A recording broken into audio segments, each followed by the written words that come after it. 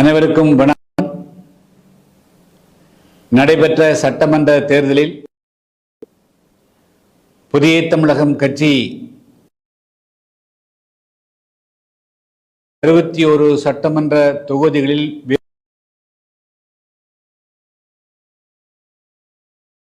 தேர்தலில் மிதமிஞ்சிய பணபலம் ஆகியவற்றையெல்லாம் எதிர்கொண்டு நெருப்பாற்றில் நீந்தியதை போன்ற ஒரு சூழலிலும்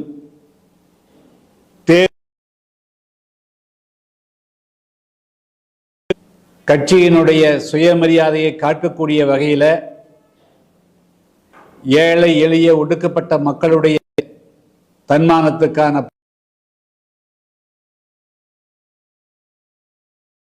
புதிய தமிழகம் கட்சியினுடைய வேட்பாளர்களுக்கு வாக்களித்த அனைத்து வாக்காளர் பெருமக்களுக்கும் என்னுடைய நெஞ்சார்ந்த நன்றியை தெரிவித்துக் கொள்ள விரும்புகிறேன். நானும் 1984ஆம் ஆண்டிலிருந்து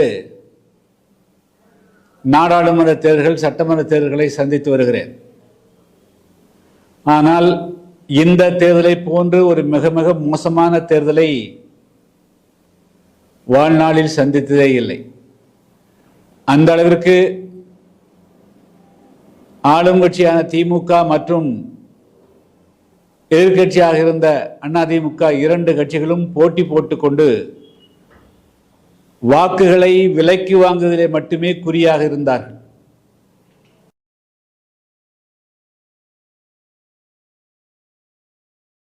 ஏஜெண்டுகள் மூலமாக வாக்குகளை வாங்குவதில் மட்டுமே குறியாக இருந்தார்கள். இதையெல்லாம் மீறியும் புதிய தமிழகம் கட்சிக்கு வாக்களித்த மக்கள் அனைவருக்கும் நெஞ்சார்ந்த நன்றியை தெரிவித்துக் கொள்ள விரும்புகிறேன். இந்த 2-3 முக்கியமான அம்சங்கள் நிறைவேறியிருக்கின்றன, மாற்றங்கள் நிகழ்ந்திருக்கின்றன.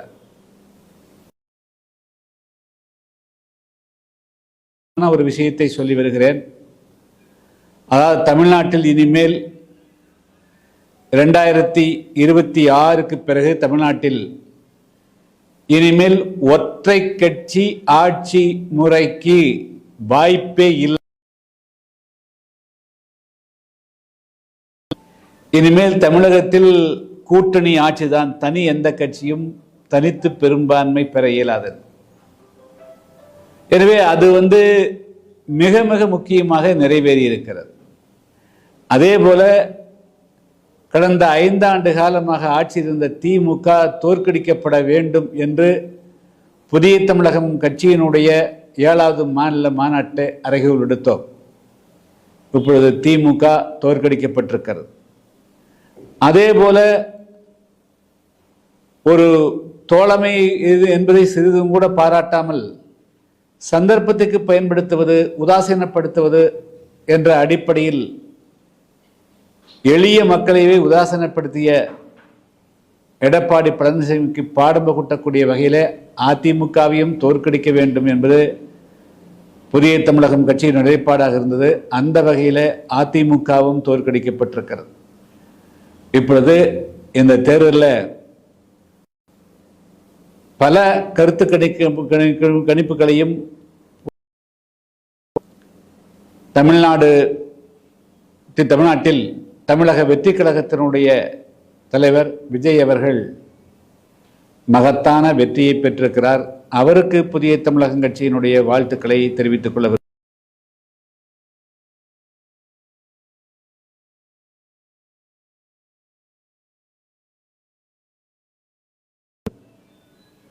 இருந்தாலும் கூட தமிழ்நாட்டில் 118 சட்ட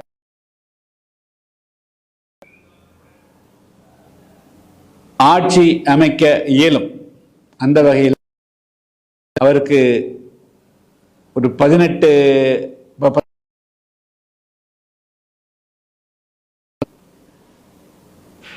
நான் கடந்த சட்டமன்ற தேர்தலுக்கு முன்பாக ஒரு முக்கியமான விஷயத்தை அதாவது தமிழக வெற்றி கழகத்துடைய முதல் மாநாட்டில் அவர் ஒரு கருத்தை வலியுறுத்தி ஆட்சியிலும் அதிகாரத்திலும் பங்கு என்பது தமிழக வெற்றி கழகத்துடைய மிக முக்கியமான அரசியல். அவர் அதே கருத்தை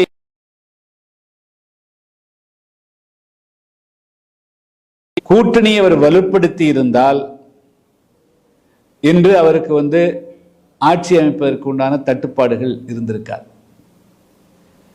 அவர் பெரிய கட்சிகளை எதிர்பார்த்து ஏமாந்தாரே தவிர சிறிய கட்சிகளை அவர்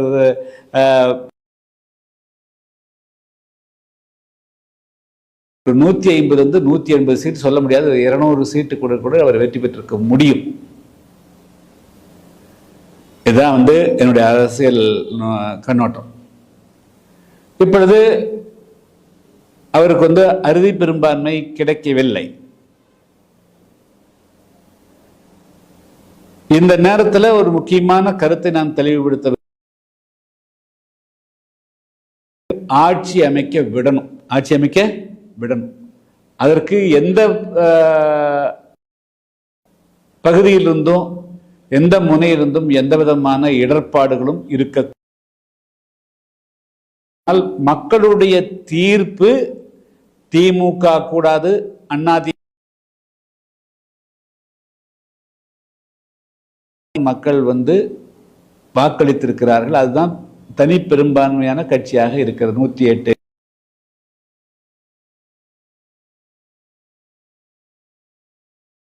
அவர் என்ன செய்ய வேண்டும் என்று சொன்னால், அவர் மிக முக்கியமானது அவர் தமிழ்நாட்டில்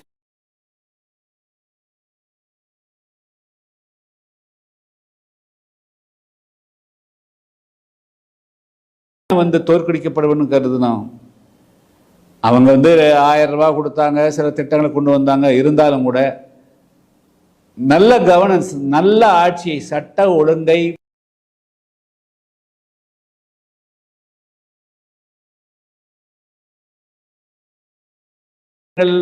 ஏற்றுக்கொண்டாலும் கூட ஒரு கவர்னன்ஸ் ஆட்சி இருக்கக்கூடியவர்கள் பெண்களுக்கு பாதுகாப்பு, குழந்தைகளுக்கு பாதுகாப்பு, முதியோருக்கு பாதுகாப்பு, எல்லோருக்கும் பாதுகாப்பை விரும்புகிறார்கள். அதை விட மிக முக்கியமானது, மேலிருந்து கீழல் வரலும் புறையோடு போயிருக்கூடிய ஊழல்.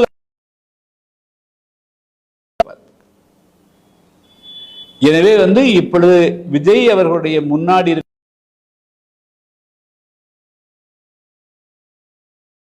கொடுக்கணும். அப்போ தனக்கு பெரும்பான்மை கிடைக்கவில்லை என்பதற்காக பல்வேறு கருத்துப்பாடுகளோடு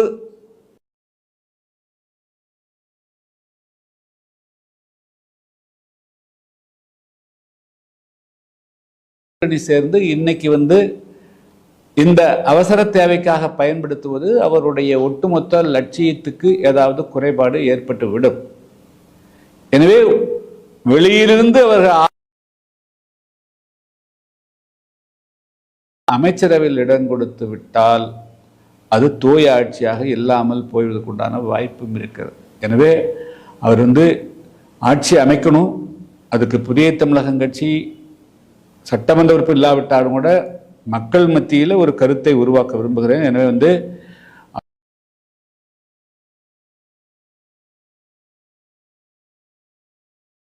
வருடங்களாக திமுக இல்லைன்னா அதிமுக என்ற 2 கட்சிகளுக்கு மாற்றாக மிகப்பெரிய அளவுக்கு மக்கள் சக்தியை தட்டி எழுப்பிக்கிறாரு. எனவே வரலாற்று சாதனை தான். மாற்றத்தை சாதாரண 2 வருஷத்தில் ஒரு கட்சியை ஆரம்பி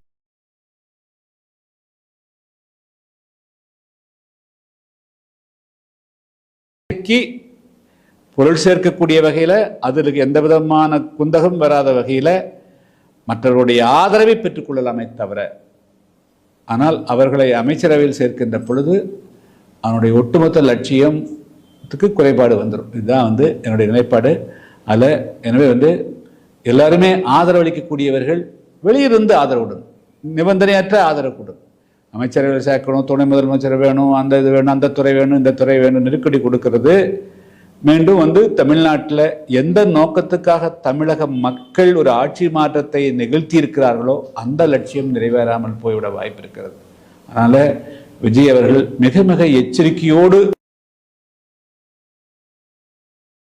யாருகிட்ட வேணாலும் ஆதரவு பெறலாம், வெளியிருந்து அவங்க ஆதரவு கொடுக்கணும். அதே சமயத்தில் அவர்களுக்கு அமைச்சரவையில் இடம் கொடுக்கறதுங்கிறது அவருடைய லட்சியத்தையும் மக்கள் என்ன எதிர்பார்ப்புகளோடு, அதாவது ஊழலற்ற ஆட்சி, கீழிருந்து மேலே வரலும் ஊழலற்ற ஆட்சி அமைக்கணுங்கிறது தான் தமிழ்நாட்டு மக்களுடைய முழுமையான எதிர்ப்பு.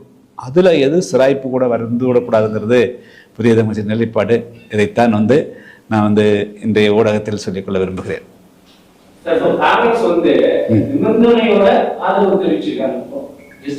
நான் என்ன சொல்றேன், நான் முதல்ல சொல்லிட்டேன்.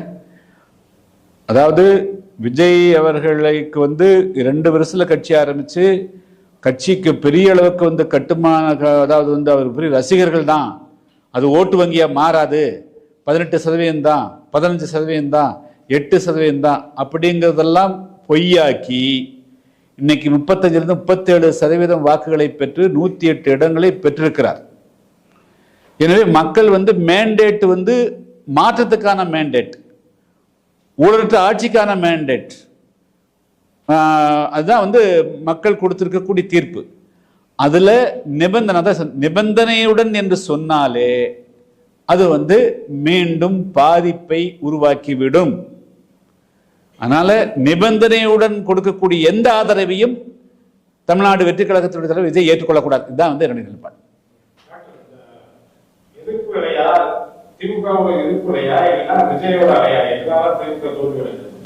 அதாவது நான் தான் சொன்னேங்க, ஸ்டாலின் அவர்கள் பொருளாதார ரீதியாக இந்த 1000 ரூபாய் கொடுக்கறதெல்லாம் கொடுத்தார். சில நன்மைகள் எல்லாம் கூட மாணவர்களுக்கு கொடுத்ததோ கல்லூரி மாணவர் கொடுத்ததோ செஞ்சார்.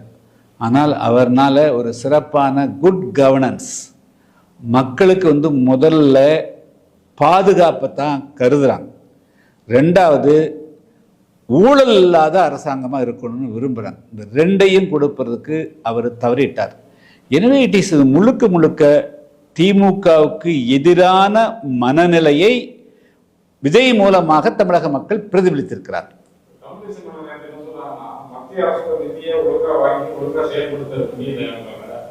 இல்ல, அது இந்த தேர்தலில் பொருளாதார இஷ்யூ இல்லைங்க. மக்கள் they want a good governance. இப்ப சென்னையில ஏன் எதிராக போடுறாங்க, படிச்சவெல்லாம் போடுறான். ஒவ்வொரு வெள்ளம் வர்ற போது பாதிப்புக்கு ஆளாகிறாங்க. 4000 கோடி ரூபாய் ஒதுக்குந்தாக சொல்லிட்டு இந்த 4000 கோடி ரூபாய் செலவழிக்கல, நான் ஒவ்வொரு சொந்தத்தில் பாதிக்கப்படுறோங்கிறத மனசுல வச்சுட்டே இருந்தான். இவங்க வந்தா தப்பு பண்றாங்க, அவங்க வந்தாலும் தப்பு பண்றாங்க, அடிடா இவங்க 2 பேர்த்தையும் வீழ்த்துறான்னு வீழ்த்திக்கிறாங்க. டெஃபினட்டா அது ஒன்றும் சந்தேகமே இல்லை. அப்படி சொல்ல வரல. அவருடைய அலை இல்லாம அவர் எப்படி ஜெயிக்க முடியும்? அவர் ஒரு நல்ல அவர் மூலமாக நம்மளுக்கு ஒரு நல்ல விடிவு காலம் கிடைக்குங்கிறது மக்கள் விரும்புகிறார்கள். எதிர்ப்பலையில் அதுக்காக யாரிடம் போடல, விஜய் மக்கள் விரும்புகிறார்கள். விஜய் மூலமாக ஒரு நல்ல ஆட்சி கிடைக்கும் என்றும் நம்புகிறார்கள். அவர் தூய ஆட்சி கொடுப்பார் என்றும் நம்புகிறார்கள். அவருக்கு அது யார் மூலம் நடந்தது? அப்புறம் அவருடைய ஆட்கள் தானே ஒர்க் பண்ணிக்கிறாங்க. அதனால திமுகவினுடைய எதிர்ப்பும் விஜய்க்கான ஆதரவும் 2ம் தான் தமிழ்நாட்டில் அரசியல் மாற்றத்தை நிகழ்த்தி இருக்கிறது. அதனால ஒன்றை விட்டு ஒன்றில்லை. திமுகவுக்கு எதிரான மண்ணலை இல்லைன்னா வெறும் அலை வந்திருக்காது ஆச்சுங்களா. ஸோ அதனால விஜய்க்கு ஆதரவான அலையும் விஜய் அலையும் திமுகவுக்கு எதிரான அனைத்து தரப்பு மக்களுடைய மனநிலையும் இப்பொழுது ஒரு அரசியல் மாற்றத்தை உருவாக்கியிருக்கு. திமுக அதிமுகவுக்கு மாற்றாக உங்க கட்சி தொடங்கி தேர்தல் சந்திக்கிறீங்க. பாமக, விசிக, கொங்கு மக்கள் தேசிய கட்சி, இந்த கட்சியால ஒரு மாற்றத்தை ஏற்படுத்த முயற்சியில தாவேகா மாற்றம் ஏற்படுத்தி இல்லை. அதாவதுங்க, தமிழ்நாட்டில் இப்போ நாங்கள் தமிழ்நாட்டில் நாங்கள் ஒரு 10 மாவட்டம் 15 மாவட்டத்தில் ஒர்க் பண்ணுறோம். இன்னொரு மாவட்டத்தில் ஒர்க் பண்ணுது. தமிழ்நாடுங்கும் அவர் திரையுலகத்தின் மூலமாக அவருக்கு ஒரு முகவரி கிடைக்கிறது, வெளிச்சம் கிடைக்கிறது. தமிழ்நாட்டு மக்கள் ஒரே நேரத்தில் ஒரு தலைவரை பார்க்கிறார். இதுதான் அதான் ஒரு வாய்ப்பு. இப்போ நாங்கள் எங்களுடைய பிரின்சிபல் நாங்கள் கிராஸ் ரூட் லெவலில் ஒர்க் பண்ணுறோம், அவங்க மேக்ரோ லெவலில் ஒர்க் பண்ணுறாங்க. டைவர்ட்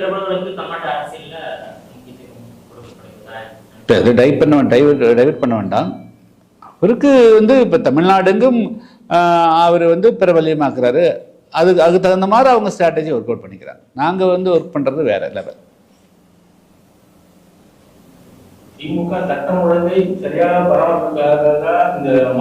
அரசு நிர்வாகத்தை வெறும் அதிகாரிகளை மட்டுமே நம்பி நடத்தியதும், பின்புலமாக இருந்து பேனா முனைகளும் ஆச்சுங்களா, உருப்படி இல்லாத முனை இல்லாத பேனாக்களை வைத்தும் ஆட்சியை நினைச்சது தான் வந்து தவறுங்க.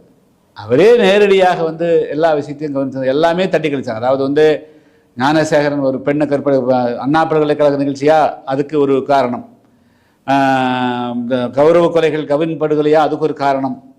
அதையெல்லாம் சமாளிக்கத்தான் நினைச்சாங்க தவிர தீர்வு காண்பதற்கு உண்டான நடவடிக்கை எடுக்கல. சமாளிக்கிறது வந்து மக்கள் வந்து பார்த்துட்டு தான் இருப்பாங்க. இன்னைக்கெல்லாம் வந்து சமூக வலைத்தளங்கள் இருக்குது, மக்கள் விழிப்புணர்வோடு இருக்கிறாங்க. இவங்க சமாளிக்கிறாங்களா, தீர்வு காண்பதற்கு உண்மையாக முயற்சி எடுக்கிறாங்களாங்கிறத உன்னிப்பாக மக்கள் கவனித்தார்கள். அதனுடைய விளைவு வந்து இது இந்த மாற்றங்கள் நடந்திருக்குது.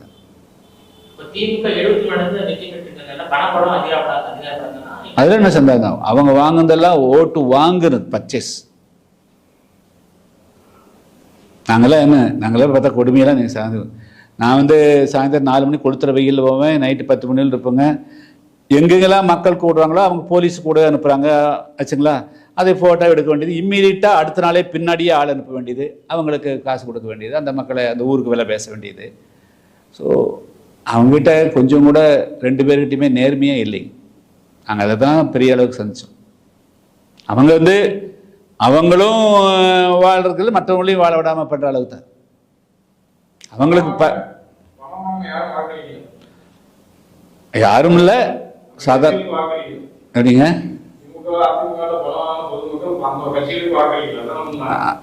அதாவது பணம் கொடுத்தார்கள், பணம் வாங்கினவர்கள் எல்லாம் ஓட்டு போட்டார்கள்னு சொல்ல முடியாது.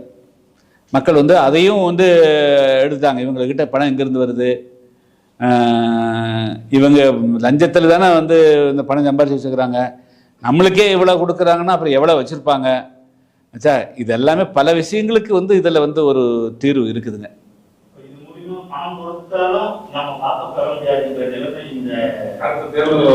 இல்லை, அதாவது அது முழுமையாக அப்படி சொல்ல முடியாது.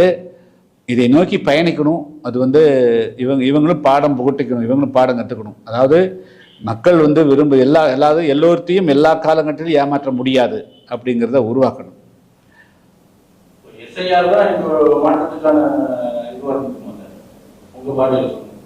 இல்லை அப்படி இல்லை, நான் அதெல்லாம் இது நாங்கள் சொல்லி இந்த 5 வருஷ ஸ்டாலினுடைய ரூலிங் மிஸ்ரூல், ஒரு குட் கவர்னன்ஸ், ஒரு நல்ல நிர்வாகத்தை ஆட்சியை கொடுக்க தவறியதுதான் இது வந்து அடித்தளம்.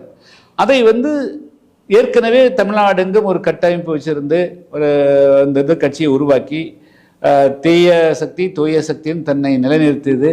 இது வந்து அழகாக மக்கள் வந்து சரி 2 பேர்த்தையும் மாற்றி அமைப்பு. இவங்க வந்தால் ஒன்று இவங்களும் ஊழல் பண்ணுறாங்க, இவங்களும் ஊழல் பண்ணுறாங்க. ஒரு முழுமையாக திராவிடத்துக்கு வந்து விடை கொடுப்போம். திராவிட கட்சிகளுக்கு இப்பொழுது விடை கொடுத்திருக்கிறார். அதே தனியாக ஆராய்ச்சி, அது நீங்கள் ஆராய்ச்சி பண்ணுங்க. அதுல வந்து எங்களுடைய பங்கு நிறைய இருக்கு. புதிய தமிழகத்துடைய பங்கு 2 கட்சிகளையும் பல இடங்கள்ல வந்து புதிய தமிழகம் வந்து தொடச்செறிஞ்சிருக்கு.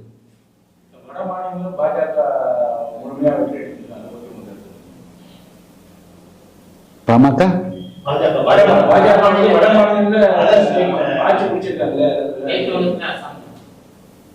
இல்ல, அதாவது இந்தியாவில் 3 எல்லா ஸ்டேட்லேயும் மாற்றம் ஏற்பட்டிருக்குது. வெஸ்ட் பெங்காலில் 3 முறை ஆட்சி இருந்த டிஎம்சி போயிடுச்சு. கேரளாவில் 2 முறை ஆட்சி இருந்த கம்யூனிஸ்ட் கட்சி போயிருக்குது. தமிழ்நாட்டில் 60 வருஷமாக ஆட்சி இருந்த திராவிட கட்சிகள் போயிருக்குது. அது யாராவது அங்கே வந்து பிஜேபி இருக்குது, இங்கே வந்து அது விஜய் அவர்கள் மூலமாக நடந்துகிட்டு இருக்குது. அதனால் மாற்றங்கள் நடந்திருக்குது. ஓகேங்க, சந்தோஷம். நான் தான் சொன்னேன், ப்ரைட் அண்ட் ப்ரொடெக்ஷன். அதாவது வந்து ஒரு கட்சியை வந்து பொதுவெளியில எடப்பாடி பழனிசாமி அவர்கள் வந்து உதாசீனப்படுத்தினார். நான் வந்து 2019 அவர் கூட பயணித்தேன். 2024 வந்து பாக்கி எல்லாரும் கைவிட்டு போன போது கூட நான் வந்து நின்னேன். ஆனால் அவர் வந்து எப்படி நடந்துட்டார் அப்படிங்கிறது உங்களுக்கு தெரியும். அதனுடைய விளைவால் இன்னைக்கு வந்து ஏறக்குறைய 101 தொகுதிகளில் டெபாசிட் போயிருக்குது. நான் 3வது 4ஆம் இடத்தை செஞ்சுக்கிறாங்க. தென் மாவட்டங்களில் உங்களுக்கு வந்து 96 ஜெயலலிதா அவர்களே தோற்றாரு பர்கூரில். அதுக்கு பிறகு 2 வருஷம் நடைபெற்ற நாடாளுமன்ற தேர்தலில் தென் தமிழகத்தில் தான் அவர் வந்து பல நாடாளுமன்ற உறுப்பினர்களை வெற்றி பெற்றார். அங்கே இன்னைக்கு தென்காசியில் ஒரே ஒரு இடத்தவரை 5 இடத்துலையும் அதிமுக தோல்விட்டு இருக்குது. அதே போல் தென் மாவட்டங்களில் அதிமுக இல்லாத அளவிற்கு வந்து போயிருக்கு. ஸோ அவரிடத்துல வந்து நம்பிக்கையா அந்த கட்சியும் வலுவா இல்லை. அதுதான் நான் லாஸ்ட் முறை சொன்னேன். கட்சியும் வந்து வலுவந்து போச்சு. நல்ல நண்பர்களையும் அவர்கள் இழந்தார்கள். அவ்வளவுதான் சார். புதிய மதத்தை போன்ற நல்ல நண்பர்களையும் இழந்தார்கள். அதனுடைய பலனை அனுபவிக்கிறார்கள். அதே பற்றி நாம் பேசுவோம். இன்னும் நிறைய இது இன்னைக்கு வந்து இது கொண்டு போங்க. நான் முக்கியமான